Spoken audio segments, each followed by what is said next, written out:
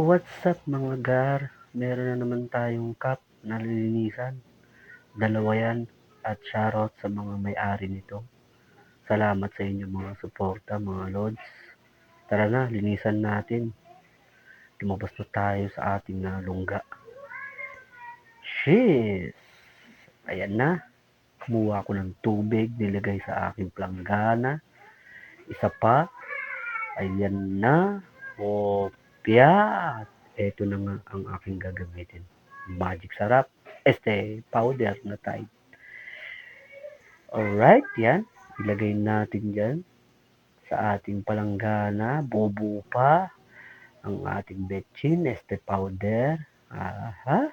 Yay! Yan na. Ang ating sombrerong dalawa. Imekos-mekos natin yan. Yan na. Basain natin. At pwede naman natin, ayan na, at binabrush na natin, nilinisan na natin yan. At gamitin natin ang color shape para hindi kumupas ang sombrero na ating lilinisan.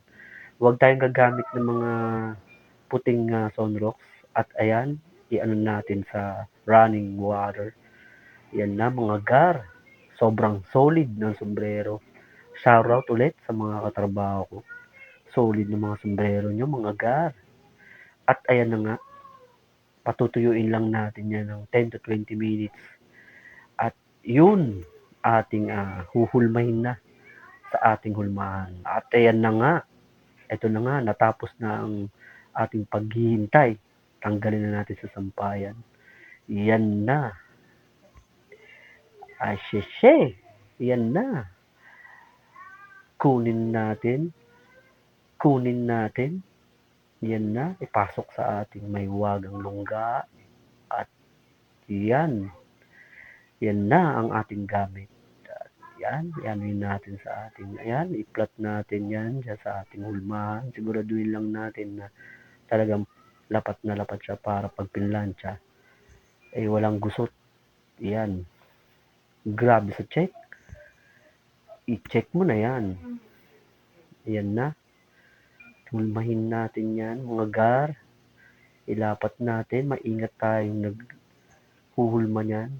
Maingat natin na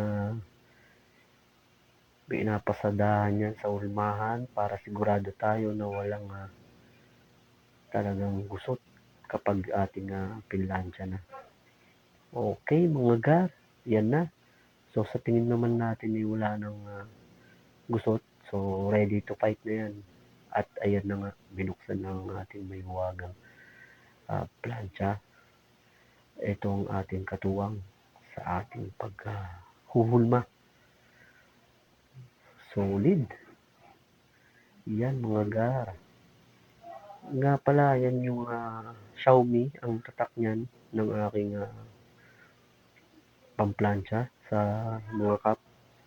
At ingat na ingat ako dyan dahil halos isang taon ko ng gamit. At yan nga, ayan yung lagayan ng tubig. Lalagyan natin ng tubig yan maya maya. So bawat plastic niyan, tinatabi ko para pa after kong gamitin, ibabalik ko ulit siya ng ganyan. At yan na nga, mga gar, nilalagyan na natin siya ng mineral water. So yan yung magpapainit sa ating plancha. Alright! So punuin lang natin yan mga gar ng mineral. At yan na nga. Yung ilaw na yan na red, mga gar, hintayin yung huminto, mawala para bago kayo magsimulang magplancha. Dahil kapag hindi nyo hinintay yan at ginamit nyo agad, masisira ang inyong plancha. Alright! Alright mga gar, waiting tayo. Waiting. Ang sarap maghintay. Ayan na mga gar. Alright. Diretso na tayo mga gar. Alright. Yan na mga gar. So, yan. Hulmahin natin ng hulmahin yan para hindi tayo mapahiya sa ating ayan na. Yan din ang isa. Napaka-solid. Hulmahin ulit natin ng matiwasay. Siguraduhin lang natin na walang gusot para pag pinlansya, ox na ox.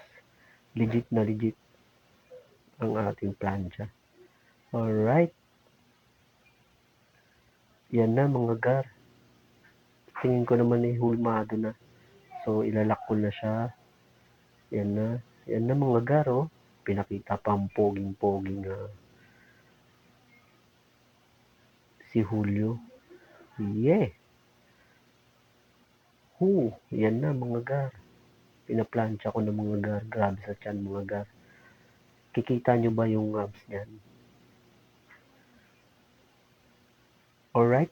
At ito na ang ating katuwang sa pampatigas. Hindi yan pampatigas ng kung ano lang. Pampatigas yan sa ating mga sombrero. So, yan na mga gar. Gagamitin na natin siya mga gar. Alright mga gar. So, yan. Sprayan natin. So, sa akin kasi sa loob ako naglalagay para as in solid. Pwede naman sa labas. So, ako kasi ang tipo ko sa loob talaga. So, yan. Mga gar. Yan na. Sobrang dami nang nilagay ko dyan. Mga gar. Solid yan. Solid na solid yan. Ewan ko lang kung hindi tumigas yan. After natin lagyan, ayan na. Mamasa-masa pa. Ayan na. Ayan na. Hulmahin ulit natin dyan sa hulmahan. Saktuin lang din natin na walang marka na gusot. So, yan. Mga gar. Okay na.